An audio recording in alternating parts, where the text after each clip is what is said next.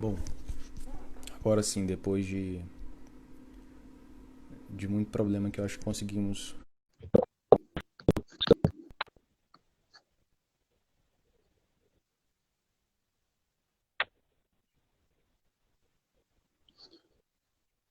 Oi, Fred, eu estou te Consegue me ouvir, ouvindo, Pablo? mas com cortes, interrupções.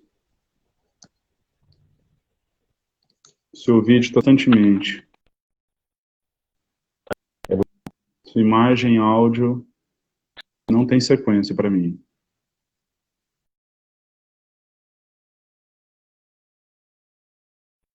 Consegue me ouvir? Tudo bem? Agora parece que melhorou. Agora parece que.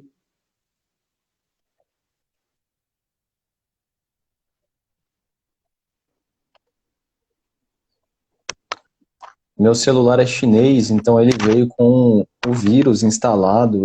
Agora parece que estabilizou Ele mais. tá com um problema aqui. Consegue me ouvir agora?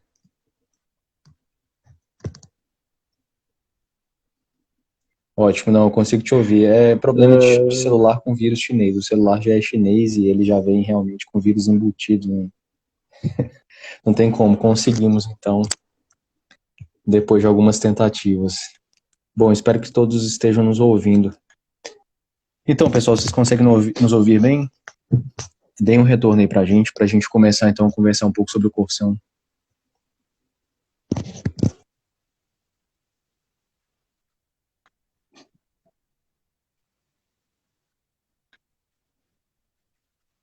Eu tive que reiniciar tudo aqui, uma Vocês dor de conseguem cabeça nos escutar? técnica aqui. Eu não sei se as pessoas estão conseguindo nos escutar. Se vocês conseguem nos escutar, só deem um retorno, pessoal, Sim, pra gente começar aqui então. tá. Ah, ótimo, ótimo, Rafael. Vamos lá. Não, muito bem, muito bem. Então, vamos lá, Pablo, vamos começar? Então, pessoal, a ideia hoje é fazer uma live com conteúdo sobre o Corção, né? E a ideia aqui é fazer uma conversa bastante informal, sem um roteiro fixado aqui, tá? A gente vai conversando e à medida que vocês tiverem alguma dúvida, quiserem comentar alguma coisa, fiquem à vontade aí para escrever, para comentar aí para a gente que a gente vai respondendo. Obrigado, Rafael. Som e imagem ok. Beleza. Bom, é isso. A ideia é conversar um pouco sobre o Corção, porque o que a gente percebe? Que o Corção é um autor, talvez o mais importante em termos de qualidade e estilística e de conteúdo que o Brasil teve no século passado.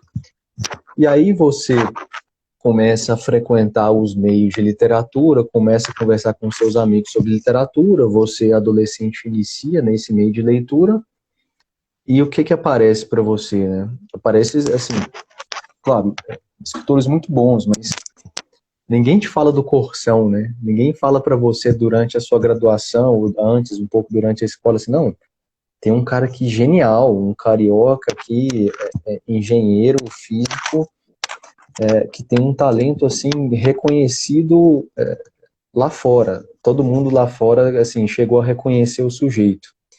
Inclusive, esse sujeito tem prêmio da Unesco de melhor romance do ano. Ninguém fala isso, né? Agora, por que que ninguém fala isso? E onde é que está esse sujeito, né? Que as pessoas não comentam sobre ele. Então, nós que gostamos de literatura, nós temos essa dificuldade. Olha, você conversa com as pessoas, você começa a ler os livros e começa a ver as citações e ninguém fala sobre o sujeito, ninguém fala sobre o Corção. Por um acaso, assim, se você der sorte de alguém que estudou um pouco mais sobre a literatura brasileira te fornecer algum conteúdo sobre o Corção, assim, você já é um iluminado. O fato é que você teve uma sorte, né, de conhecer esse sujeito. Esse é que é o ponto. Assim, o que que me parece que aconteceu, né? Bom, me parece que o Corção foi chutado de lado por dois motivos, assim. que me parece que são os mais claros e os mais óbvios. É claro, eu não sou um especialista no Corsão, né? Eu não sou um pesquisador sobre a vida dele.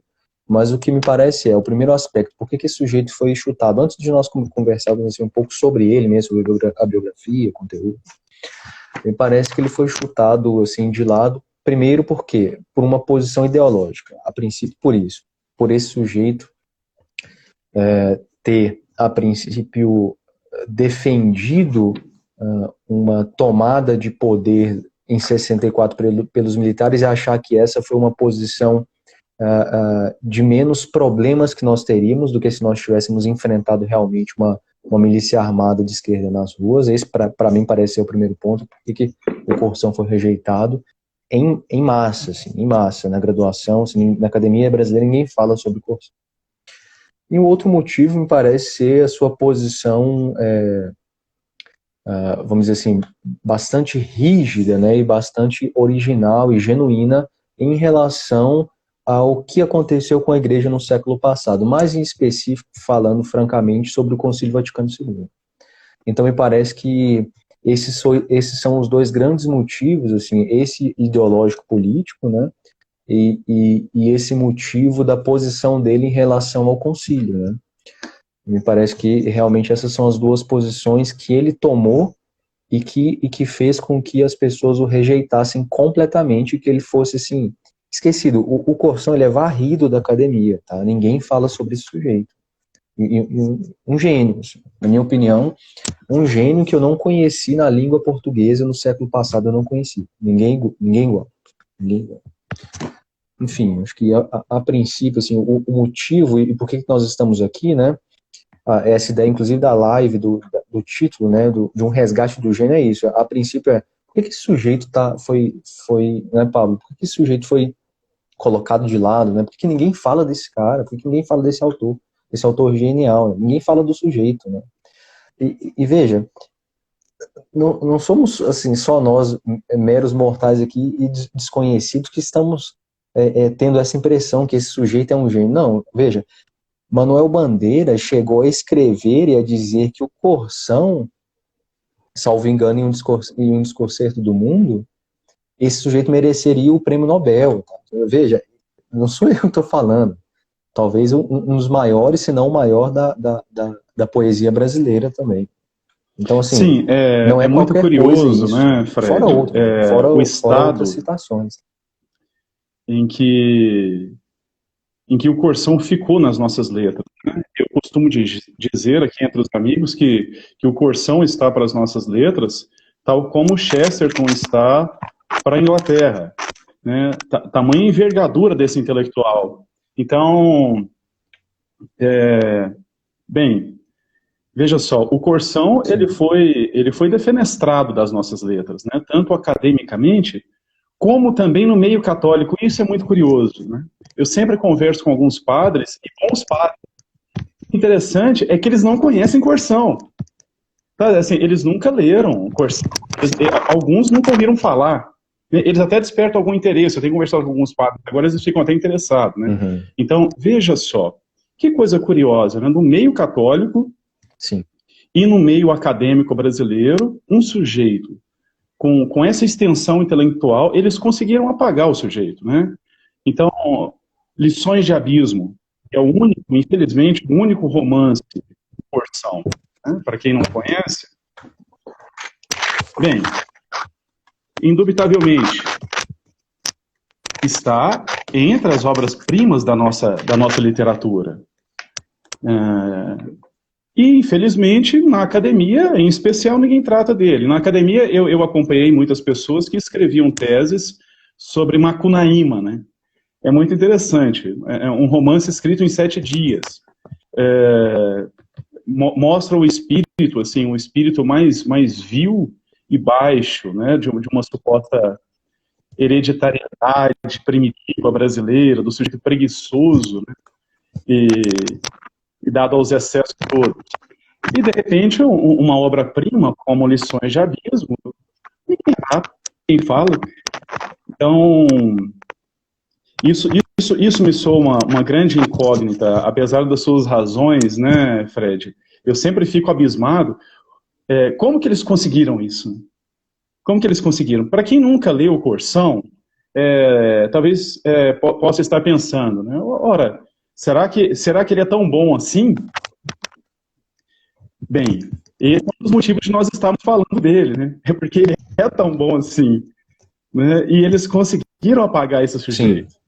Então, agora nós vamos tentar discorrer um pouquinho sobre alguns escritos dele, né, Fred? Alguma coisa que valha a pena. Eu queria comentar um pouco sobre isso, Fred. Por favor, me interrompa e vá fazendo os seus adendos, tá? O que eu acho muito curioso no Corsão, né, Fred, talvez você há de convir, porque, de fato, pessoal, ele conseguiu algo que só, assim, grandes intelectuais, grandes eruditos, até onde eu vi até hoje, de fato conseguiram alcançar no campo do pensamento, né? Ele desenvolveu uma unidade de conhecimento em torno dos seus interesses. E, de fato, essa unidade foi guiando, de modo geral, todos os escritos dele. Então, obviamente, o Corsão, ele teve, na sua biografia, uma conversão tardia. Ele se converteu ao catolicismo após os 40 anos de idade. Contudo, parece que essa conversão do Corsão, evidentemente, foi arrebatadora, né? Porque depois isso guiou toda a trajetória dele, né? Mapeou toda a vida dele dali em diante. E, de fato, ele se tornou assim, um feroz combatente, né? Um feroz combatente católico, aguerrido. Outro fato curioso, pessoal, que eu gostaria de comentar e não comentei antes, acerca desse esquecimento do Corsão das nossas letras, é que à época, na década de 70, ele escrevia para o Globo, né? Ele escrevia semanalmente para o Globo. De fato, artigos muito contundentes, defendendo a tradição da igreja, mas, mesmo assim, estando nesses meios, né, eles conseguiram apagá-lo. Bem, voltando ao raciocínio anterior, ele conseguiu essa unidade, sempre guiado, claro, a partir da revelação de um olhar transcendente, derivado dessa espiritualidade católica. Ele começa a investigar diversas nuances da vida humana, né, atravessado pela sua formação pessoal, que era em engenharia. Ele teve uma atuação como na astronomia. Então, isso foi, a técnica estava sempre relacionada também às artes. Então, ele, como literato, ele vinha discorrendo sobre isso. Ele relacionava a técnica com a arte, com a teologia, com a história e com a filosofia. Ele dominava muito bem todos esses campos, né? E isso vai guiar os ensaios dele, e inclusive o romance. Tá? No romance Lições de Abismo, há diversos trechos em que o sujeito, o observador, né, o leitor, vai ter que fazer um esforço de entendimento filosófico. Não dá para ficar tão passivo assim na leitura dele, porque ele vai citando alguma coisa do pensamento filosófico, e a gente tem que acompanhar isso. O Fred vai poder discorrer melhor sobre isso enquanto filósofo. Mas há que se fazer esse esforço para acompanhar a leitura do Corsão, apesar de ser uma leitura assim, muito tranquila, né? Dos livros dele, eu considero como introdutórios o Lições de Abismo e A Descoberta do Outro, porque, apesar de ter, assim, claro, né, a complexidade de um erudito, são livros acessíveis. Né? Qualquer ser humano comum como nós conseguem, com algum esforço mínimo, claro, acessar essa obra e tirar daí, acredito que algo de muito razoável, né, para o conhecimento pessoal, para o desenvolvimento da própria personalidade, do próprio conhecimento. Então, na descoberta do... perdão, pode falar.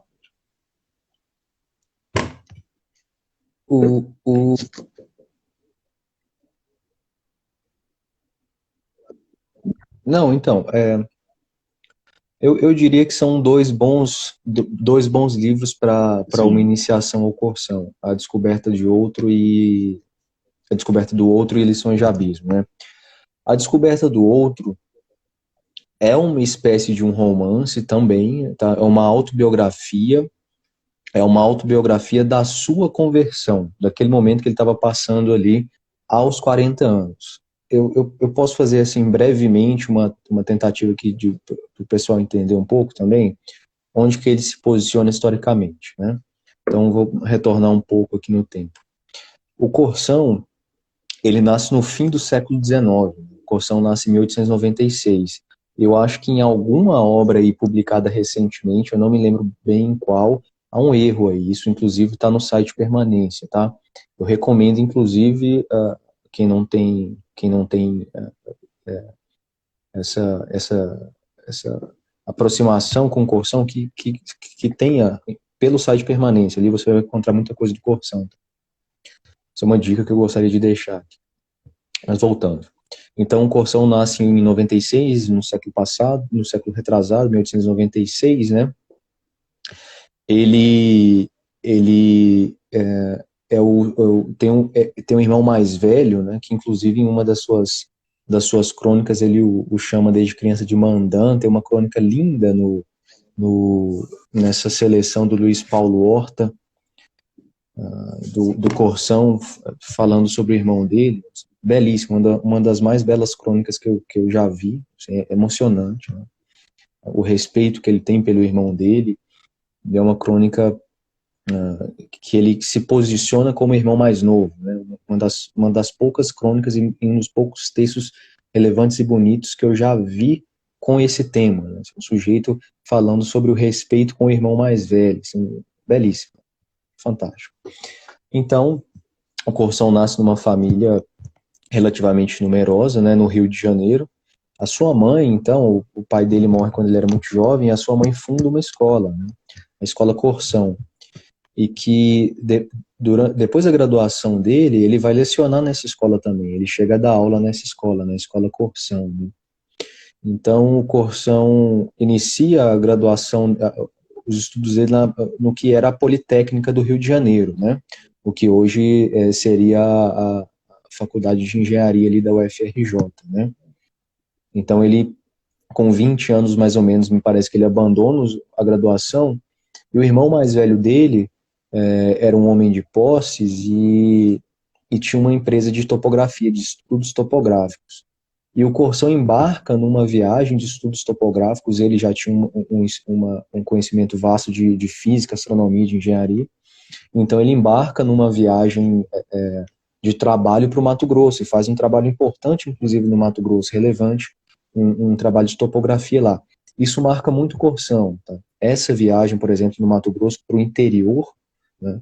Ele que era um homem da cidade, uma cidade assim, veja que o Rio de Janeiro, no fim do século XIX, no início do século XX, valia o apelido de cidade maravilhosa, tá? Ali fazia sentido esse apelido, assim, hoje não faz o menor sentido, né? E, bom, me desculpe os cariocas aí, né? Mas, enfim, bom, pelas fotos e pelos comentários você percebe isso. Mas, então, o Corsão, que é um homem da cidade, ele começa a ter contato com a vida do que nós hoje chamamos de sertão, né? Que é o próprio, a imagem do que o Elomar chama de sertão, que é o interior, né? Então, nós dividimos o país, assim, em dois imaginários, vamos dizer assim, o imaginário urbano, que é o imaginário das cidades, e o imaginário do sertão. Então, o Corsão tem esse contato com esse imaginário do sertanejo, e isso influencia em várias crônicas, né? Depois ele volta, ele chega a trabalhar no Espírito Santo também, e ele começa a fazer trabalhos diversos e a dar aula em graduação também, universidade.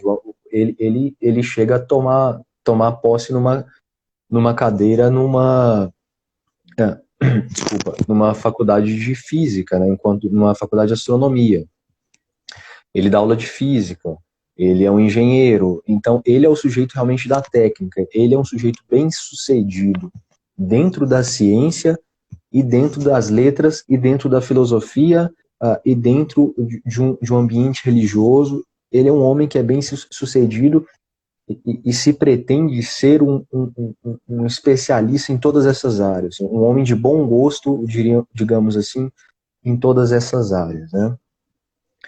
Então ele começa a ter, a trabalhar nas universidades e começa a lecionar, né? Então ele é um sujeito que começa, inclusive, a trabalhar em empresa de energia elétrica, trabalha com isso também. Ele se casa, tem filhos, e quando ele tem 40 anos, a sua primeira esposa falece. E o falecimento da esposa é um dos motivos dessa crise que ele tem com 40 anos e que ele começa essa conversão radical, assim, e muito bonita, muito verdadeira, né? Ele é um sujeito que lia no original os textos franceses e alemães. Inclusive, ele leu o Capital no original, né? Então, antes dessa conversão, ele chegou a ter realmente a flertar e ter essa tendência marxista. Exato. Inclusive, a descoberta do outro, o primeiro trecho, ele comenta isso, né? Ele comenta que ele recebia os amigos lá, né, na casa dele e tal. E assim, tem até um episódio que ele fala que a esposa dele comenta, assim, esses sujeitos aí ficando até altas horas conversando aí em casa, assim, vocês são os bobocas, alguma coisa nesse sentido, assim. Mas enfim, voltando à biografia do Corsão. Então ele tem essa conversão e começa a escrever, né? E começa a publicar. E a descoberta do outro é exatamente essa biografia dessa conversão. E depois ele vai lançando outras coisas, né?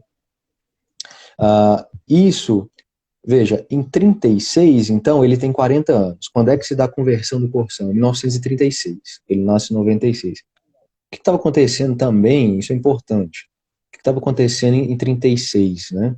Nós estávamos quase na véspera de uma Segunda Guerra Mundial. O Corsão já tinha passado por uma Primeira Guerra Mundial.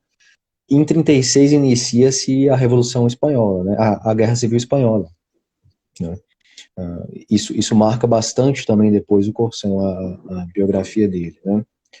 Mas é basicamente isso. E depois desses períodos, o Corsão vai ter também, ele tem uma leitura muito profunda do Maritain, né? E do Chesterton. São dois autores que influenciam muito o Corsão.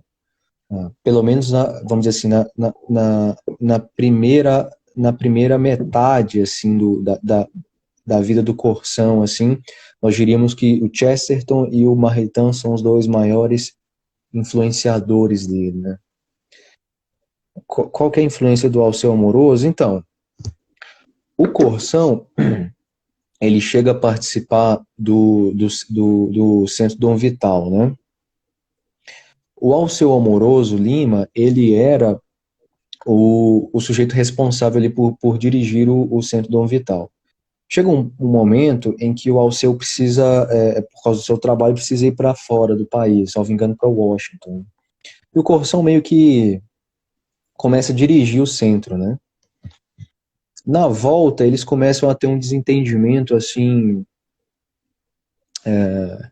vamos dizer assim, ideológico em relação à igreja, tá? E aí eles têm, exatamente como você está falando, eles rompem depois, né? Eles têm um rompimento ali dentro do Centro Dom Vital, só que muitos sócios ali, né, do Instituto, muitos sócios vão ficar com o Corsão porque acreditam naquilo que ele está falando, né? Acreditam vamos dizer assim, no que o Corsão está tentando dizer e ficam ao lado deles. Acho que mais de 200 pessoas do centro vão seguir o Corsão, né? E não vão seguir o Alceu Amoroso Lima. É isso, é basicamente isso. Bom, isso é o que eu sei, tá? É claro que existem muitos detalhes por trás disso aí, mas enfim. Bom, e aí se inicia toda a parte de literatura do Corsão, a parte de escrita, né? Você tem em 44, então, a primeira publicação, que é a descoberta do outro, e aí você tem uma sequência de publicações aí, né, que vem depois.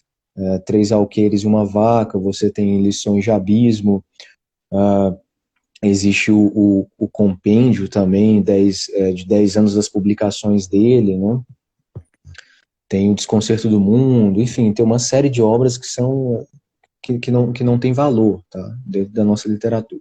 Assim, gigantescas. Então você tem desde literatura propriamente dita como um romance, né, até ensaios, crônicas e trabalhos, artigos sobre o que a igreja estava passando ali naquele momento, né, durante 20, 30 anos.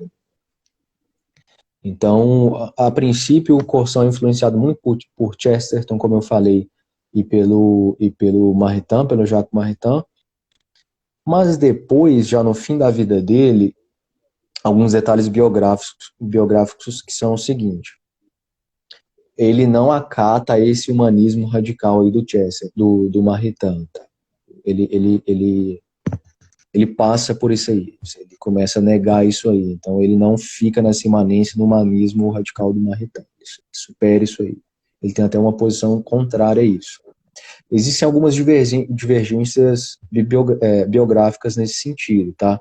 Me parece que a Marta Braga tem uma biografia dele, ela tem uma biografia dele lançada pela Quadrante, mas há umas divergências que inclusive você pode encontrar esses detalhes aí no Permanência, no site, em que afirma que a posição que a Marta Braga assume em relação à biografia do Corsão, ela pode ser discutida, tá? Marta Braga é uma historiadora, uma doutora em história, então isso pode ser discutido. Enfim, não sei aí quem tem razão, não sei a fundo esse assunto, mas eu estou expondo para vocês que isso é discutível, né? Mas é isso, acho que quanto biografia, assim, rapidamente, que a gente pode pensar aqui, para também não tomar muito tempo, a gente falar um pouquinho aqui do conteúdo mesmo. Mas é relevante esse resgate histórico-biográfico que você fez, né, Fred? Porque ele estava nessa transição do século XIX para o século XX, né, vivendo esse período que foi muito relevante, inclusive para as transformações dentro da Igreja Católica. Ele estava sentindo isso na pele, né? E como era um homem de gênio, obviamente, me parece que ele conseguiu assim antever muitas das coisas que, de fato, hoje nós assistimos como desencadeando mesmo, né, dentro da igreja e na sociedade. Então ele conseguiu, dentro dessas obras, uma composição muito interessante desse pensamento moderno que estava se configurando, né, e de como que isso traria consequências para a igreja, em especial. Mas não só para a igreja, para o homem moderno. Então, nessas obras dele, apesar quando a gente fala que a descoberta do outro trata-se de uma biografia da conversão, não se enganem, é um ensaio magnífico. É muito maior do que uma biografia de alguém que conta a sua própria história. Ele vai relacionar esses conceitos, um pouco de filosofia, desse pensamento moderno, com todo o elemento que é constitutivo da revelação, do próprio cristianismo, do catolicismo, de um modo absolutamente magnífico. Então, vale muito a pena a leitura, né? Isso daí é interessante porque, por exemplo, no livro A Igreja Católica e a Outra, ele vai entrar em alguns temas um pouco mais polêmicos, né? Esse já não é uma leitura, eu diria, do ponto de vista estilístico, tão interessante, porque ele é constituído de alguns artigos que ele escrevia à época para o Globo, como foi dito antes. Então, são artigos, do ponto de vista estilístico, né, Fred, um pouco menos rebuscado, um pouco menos cuidadoso. Sim. Né? Percebe-se que ele estava escrevendo ali no tom da hora. Então, e aqui ele já vai anunciar que o antropocentrismo, inaugurado com o advento do Vaticano II, traria consequências para a Igreja. Ora, é inegável, hoje nós assistimos que o Vaticano II é um tema muito polêmico e delicado, mas nós assistimos hoje, é indubitável, que ele trouxe, de fato, consequências para a Igreja, né? Para a espiritualidade católica. O Gustavo Corsão estava veementemente já indicando isso. Contudo, pessoal, não é uma indicação de um tradicionalista bobo. Tá? Muito pelo contrário. Não é, Fred? Quando ele vai retratar isso, ele já traz as características de um pensador assim, que foge completamente da vulgaridade e das obviedades. Tanto na descoberta do outro, quanto no desconcerto do mundo, ele demonstra que ele sabe muito bem Sim. que a igreja haveria de padecer tal como nosso Senhor Jesus Cristo padeceu. né? Então a igreja, enquanto corpo místico de Cristo, haveria de padecer. É interessante que mesmo ele sabendo disso, ele não desiste, né? O combate dele ainda assim é feroz e ele aponta os erros, o que parece que hoje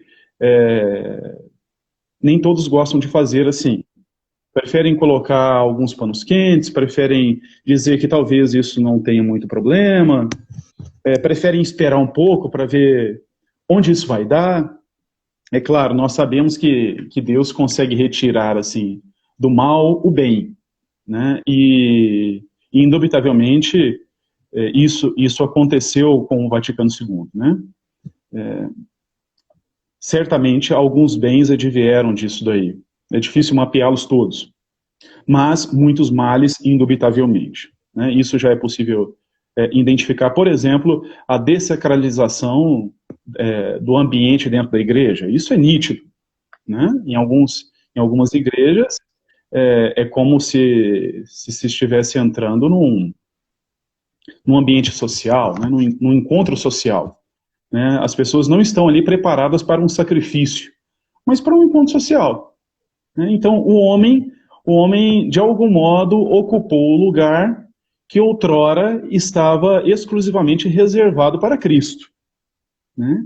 Então o sacerdote passa a ocupar o centro com o microfone, né? O sacrário, muitas vezes deslocado do centro do altar para um lugar alternativo. Isso trouxe consequências, indubitavelmente, né? E o Corsão, assistindo a isso tudo, ele conseguiu antever muitas dessas coisas, né, Fred? É muito curioso a perspicácia desse sujeito, assim, no olho do furacão, né? Porque agora, para nós, é claro, é mais fácil, já tendo passado aí quase um século, a gente ver, assim, como que essas transformações reverberaram na sociedade, no seio da igreja, de uma facilidade muito maior do que ali no furor dos acontecimentos. Então, isso já indica alguma coisa de muito relevante na obra do Corsão, né?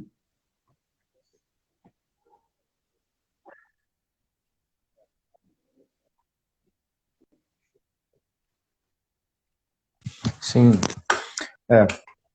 Ele chega, olha, a sua capacidade de síntese era tão grande que chegou a um ponto em que Manuel Bandeira, por exemplo, mais uma vez citando Manuel Bandeira, em uma das vezes em que ele fala do Corsão, ele fala que ele vai pedir para o Corsão, a próxima vez que encontrar com o Corsão, para o Corsão explicar para ele melhor assim, o juízo particular do juízo final, né? Para vocês terem uma ideia assim, da capacidade de síntese do Corsão e de um sujeito da técnica, a princípio com formação, né, nessa formação de engenharia, cientificista, mas que chega ao ponto de fazer explicações claras sobre teologia e filosofia, por exemplo. Assim, na década de 60 e 70 não é brincadeira, né? Porque nós ainda tínhamos um corpo intelectual de pensadores no Brasil assim, muito mais forte do que nós temos hoje. Nós tínhamos todo mundo ainda assim, todas essas pessoas haviam passado por uma boa educação, inclusive, né? Mas, bom, é isso, assim, sobre a prosa, por exemplo, né? O Corsão, ele tinha uma capacidade na ponta da caneta, assim, que você fica abismado conforme você vai lendo as suas obras, desde as primeiras, assim, até as últimas, a coisa se mantém, o estilo se mantém, né? Nós temos sorte de, na língua portuguesa, termos na prosa gênios, né? Você pega vários, Machado de Assis, Lima Barreto, e não só brasileiros, né? Virgílio Ferreira, Quirino Ribeiro, Ferreira de Castro, né? Essa de Queiroz, Camilo Castelo Branco, assim, vários, assim, mestres da prosa. No entanto, a impressão que eu tenho é que nenhum deles consegue manter, enquanto você está lendo, a imagem tão clara e por tanto tempo quanto o Corsão consegue manter em você. Me parece que nenhum deles consegue fazer isso. E eu estou citando, assim, gênios da prosa brasileiros e portugueses. Tá? Nenhum deles consegue manter a impressão da imagem que você acabou de inferir ali daquela prosa, daquela frase que você está lendo, quanto o Corsão consegue manter. Tá? Porque, veja, diferente da poesia, né, você tem apenas na prosa ali duas camadas técnicas para você se adequar e superar, né? Qual seja? A lógica e a gramática. Então você tem esses limites técnicos ali dentro da prosa que você tem que se adequar. Porque para a poesia você tem uma terceira capacidade técnica, desculpa, técnica que você tem que se adequar, no caso da métrica, né? Então você tem que fazer uma superação e uma adequação da lógica, uma superação e adequação da gramática, e agora, na poesia, você tem que fazer uma superação e adequação da métrica. Isso é difícil, isso é dificílimo. Mas na prosa, ter a superação e adequação da lógica e da gramática também não é fácil. E com ele, conseguir deixar essa impressão por tanto tempo da imagem que ele consegue criar ali, isso é fascinante. Eu não conheço em nenhum outro autor aqui da língua portuguesa quem consegue fazer por tanto tempo quanto ele. Inclusive, eu acho que ele consegue fazer isso por mais tempo do que o Machado de Assis. E do que o Camilo Castelo Branco, que eu considero também um gênio. E assim, comparando o Camilo Castelo Branco, por exemplo, com o Corsão. São dois escritores com um vocabulário enorme, gigantesco. Por que eu prefiro o Corsão? Perfeitamente. Porque é menos pedante, é menos carregado o vocabulário do Corsão. Ele é mais fluido do que o Camilo Castelo Branco, tá? O Camilo Castelo Branco é um autor muito difícil de ser lido, principalmente por causa do seu vocabulário, tá? E o Corsão ainda vai além, porque o Corsão ainda tem um aspecto transcendental dentro do conteúdo mais profundo ainda do que o Camilo Castelo Branco, tá? Eu diria que o Machado de Assis tem esse aspecto transcendental também, muito forte, né? É um pouco mais velado do que o Corsão, isso é óbvio, mas também muito forte, né? E em A Descoberta do Outro, que é a sua primeira obra, você já encontra isso aí, que é a sua biografia, você já encontra isso, tá? Você já encontra essa profundidade, essa adequação à lógica gramática, esses dois aspectos necessários para que a prosa aconteça, né? E ainda assim, o conteúdo já é sensacional. E por que nós estamos falando de um gênio mesmo? Porque, veja, se você pergunta para mim, assim, no século passado, na língua portuguesa, qual que foi o grande romance que você leu do século passado? O que eu diria? Lições de Abismo. Eu diria Lições de Abismo. Qual que foi, por exemplo, qual é a melhor história de conversão do século passado, assim, que você conheceu, em termos estilísticos, em termos transcendentais, em termos de o modo como as imagens são colocadas para você?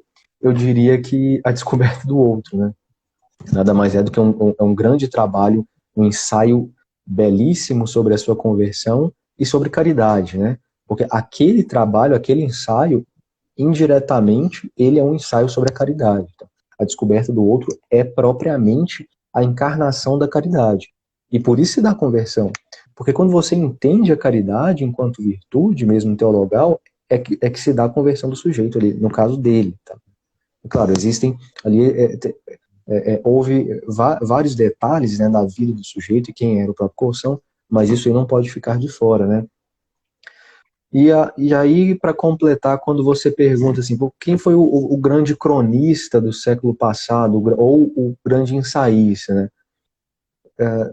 O grande cronista você tem vários, mas assim, eu diria que dois. Nelson Rodrigues, mais urbano ainda, assim, né, com o cotidiano mais firme, mais pautado, mais nítido, mas o Corsão é um cronista muito mais transcendental, né? Impressionante como ele é mais transcendental. Ensaísta, A Descoberta do Outro, assim, um ensaio também insuperável no século passado.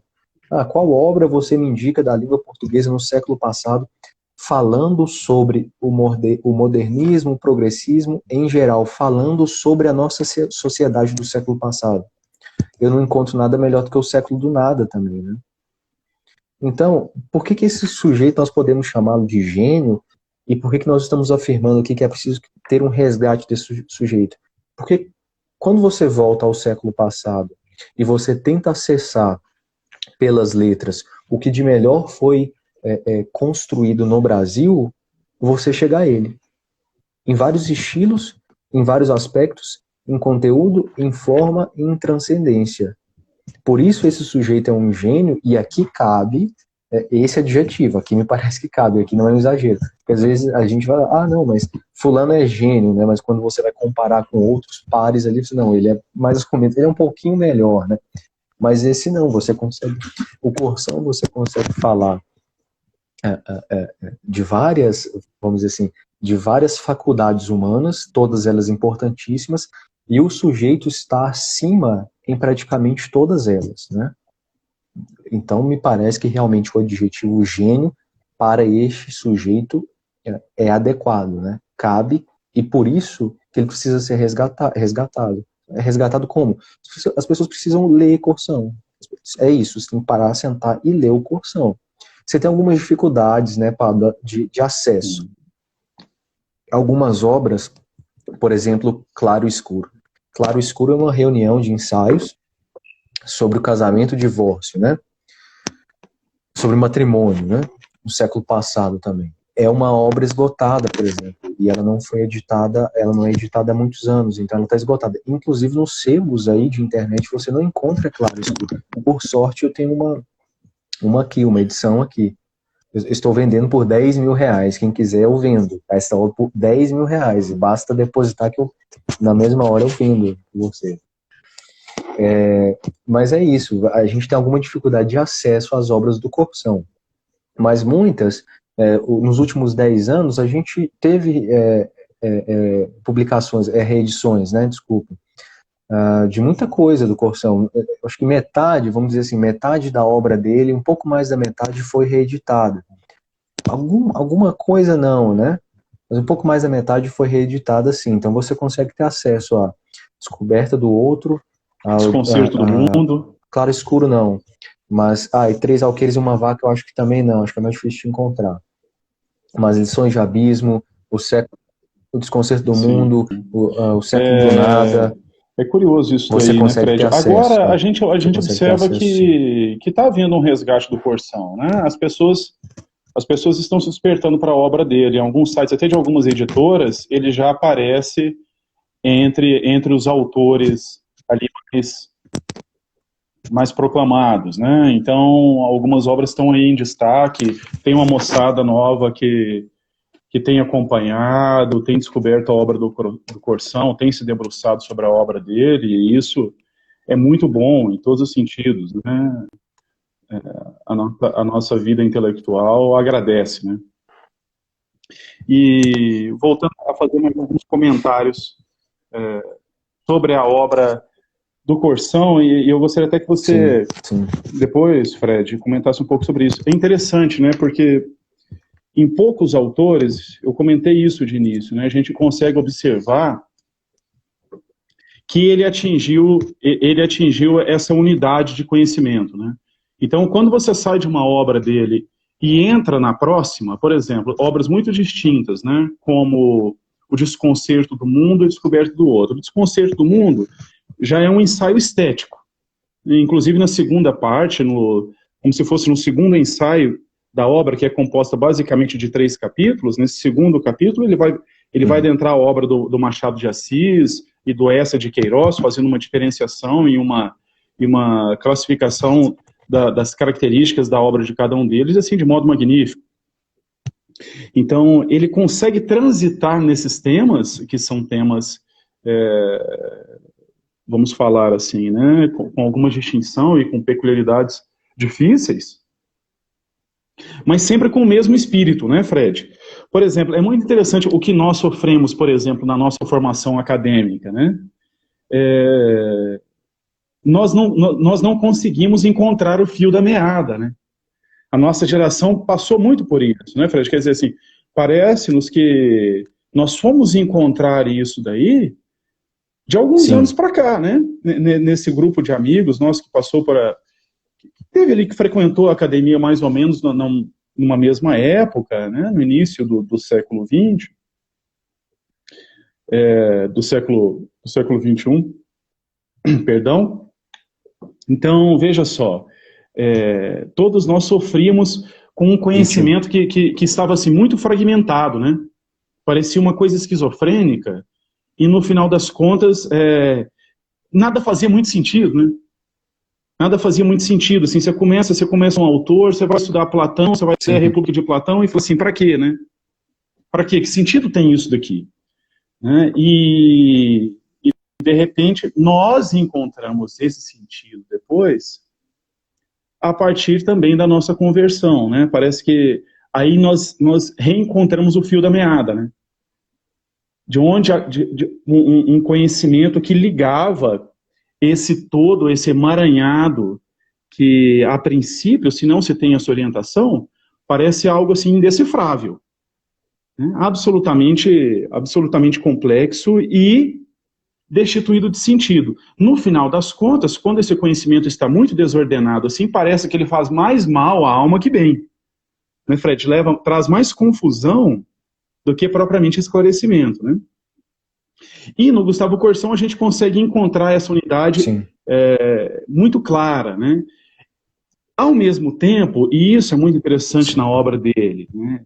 É sempre uma obra de um grande artista, porque ele não esgota. A coisa sempre fica em aberto, né, Fred?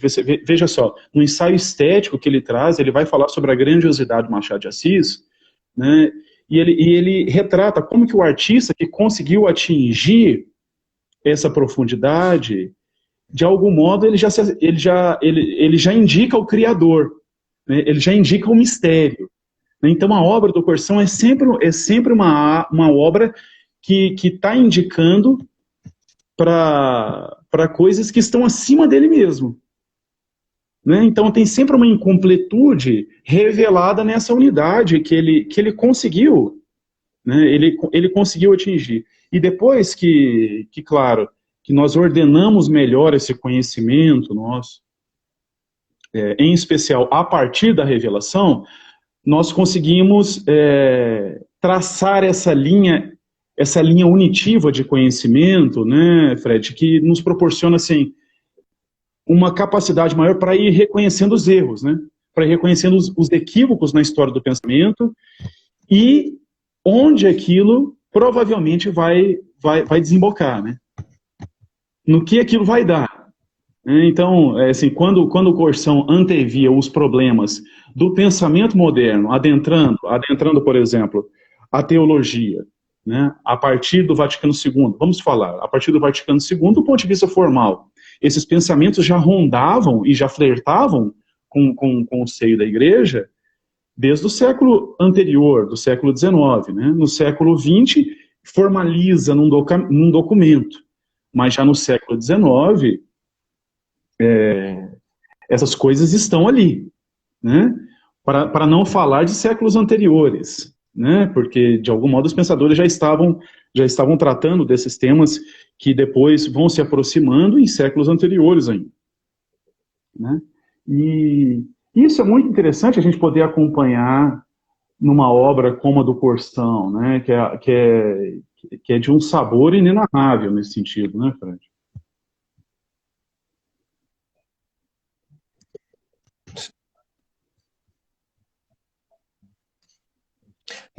O Corsão consegue ter essa unidade assim das nossas faculdades, né? E quando você percebe num autor que ele consegue compreender todos os detalhes da existência, como você está dizendo, e das nossas faculdades, e ordená-lo, aí você encontra ali, vamos dizer assim, propriamente o sábio, né? O sábio não é nada mais do que isso, né? É o sujeito que consegue ordenar as coisas. E ele consegue. Acho que a gente está quase esgotando o tempo aqui. Se a gente esgotar, a gente vai ter que reabrir a live. Mas vamos lá, rapidamente aqui. Uma comparação, Corsão com Elomar aqui, que eu faço. Veja, o Elomar é um compositor, eu sempre digo isso. Ele é um compositor completo, assim como o Corsão é completo. Assim, mas em qual sentido completo? E aí eu sempre usava o termo holístico, sempre uso o termo, não, compositor holístico, mas assim, hoje esse termo é mal interpretado e maldito, assim, é um termo malsão. Mas enfim, continuo usando. Por que que ele é? Porque ele é o sujeito que, através da obra dele, o Corção, no caso da literatura, da sua obra escrita, e o Elomar, no caso da sua música, ele consegue passar pelos pontos mais importantes da nossa vida, da existência, né? À luz da revelação, né? Os dois conseguem fazer isso. Então, o Elomar fala de beleza, de arte em geral, da revelação da religião e da inteligência, no caso da filosofia, representando a inteligência, né, na sua obra inteira. E você não precisa ser explícito para fazer isso. E tá lá em toda a sua obra. Por isso o Elomar é um sujeito tão importante, e o Corção também, por isso que ele é tão importante. Por quê? Porque ele é um sujeito que faz isso. É um sujeito que, dentro da obra dele, como você falou, e todos os aspectos das faculdades humanas, né, todo o aspecto da existência, os mais importantes, estão ali presentes. Ele consegue passar por tudo isso. Ele passa por toda a arte, ele passa por toda a filosofia, ele passa por toda a nossa existência, ele passa por toda a revelação, e você consegue encontrar um sujeito completo, ou seja, um sábio, ou seja, aquele sujeito que sabe ordenar as coisas dentro de uma obra de literatura. Isso é uma coisa de gênio, né? Isso é fantástico. Mais uma vez eu cito Manuel Bandeira. Olha, estou citando um gigante da poesia para corroborar a ideia de que o Corção é um gênio, né? O Manuel Bandeira, eu disse que nunca foi muito próximo das artes visuais, né? E sempre foi muito mais próximo da música, né? Sempre foi um admirador do bar, por exemplo.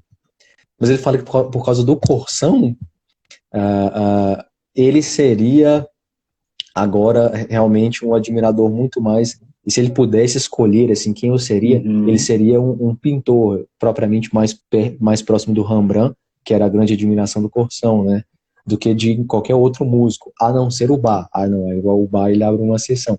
Mas assim, o Manuel Bandeira, perceba de quem estou falando, tá? Quem eu estou citando.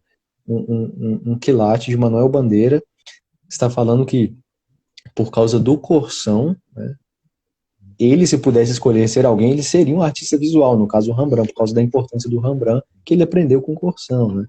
Então é isso, o Corção é um sábio, o Corção é um gênio, e precisa ser lido, tá?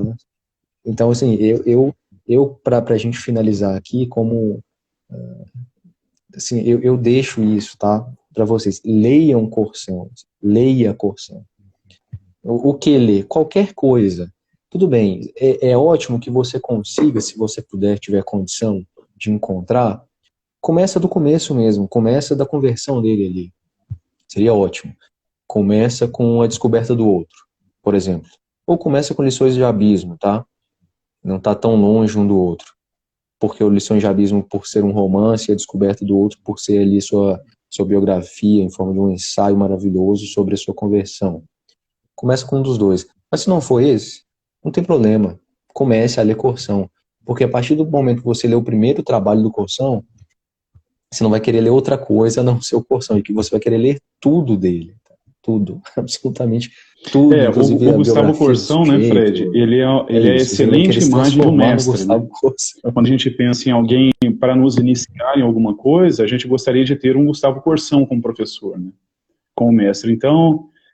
Sim. Do pai para o Sim, o Suassuna, né, cara? O Suassuna queria, assim, a imagem do pai. Nós consideramos o Manuel Bandeira o maior poeta brasileiro, né? Sem dúvida, um dos maiores de língua portuguesa, né? E eu não conheço ninguém que conseguiu, Fred, assim, desvendar a poesia do Bandeira melhor do que o Corção.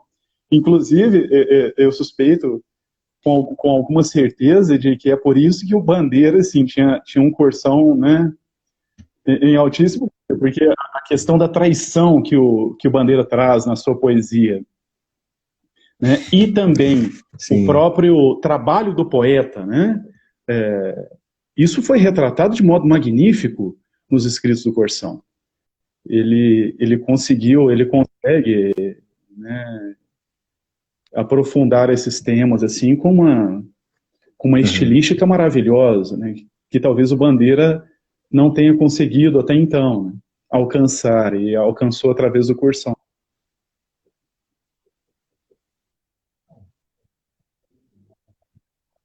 Sim. Sim, não. Se você quer fazer uma análise, está com dificuldade, não sabe, eu não sei ali quem estudar para conhecer um pouco mais Machado de Assis, ou essa de Queiroz, ou Chesterton, pronto, então, o próprio Corção vai te fazer isso, vai te proporcionar isso. Você não vai ter um analista melhor de Machado de Assis do que ele. Você não vai ter um analista melhor de essa de Queiroz do que ele, tá? Isso, veja, isso falando do essa, assim, em duas fases distintas, inclusive, na fase do Mandarim, né, aquele mais imaginativo, mais fantástico, quanto na fase ali da descrição da sociedade e dos problemas da sociedade portuguesa, nessas duas fases ali do essa. Tá trabalhando nessas duas fases aí, tá? Mas, enfim, eu acho que é isso. Bom, acho que a gente está quase batendo o nosso tempo aí. Se alguém tiver alguma pergunta, quiser fazer um Temos alguns minutos comentário. ainda, Fred? Como estamos? Bom,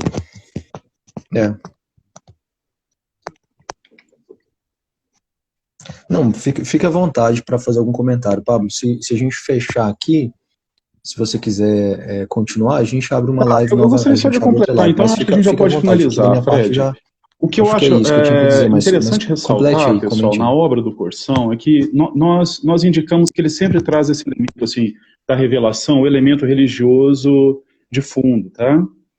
Mas o que é muito legal é que ele nunca coloca isso, especialmente nas obras, claro, que não são propriamente, cujo tema principal não é a igreja, né? Como, por exemplo, a Igreja Católica é outra, como o próprio título já diz, ele vai tratar disso, são artigos jornalísticos, né? Nos seus ensaios, o elemento transcendente, ele é sempre algo que nunca é apresentado de modo vulgar, né? Então, não fique pensando que você vai ler uma obra ali de um religioso que está querendo convertê-lo, né? A partir assim, de expressões óbvias. Não vai ser isso que você vai encontrar. Inclusive, lições de abismo, se bem me recordo, né, Fred? Ele sequer vai trazer isso de modo direto. Ele vai trazer o drama. Né? Uhum. Sim, não, ele vai te conquistar.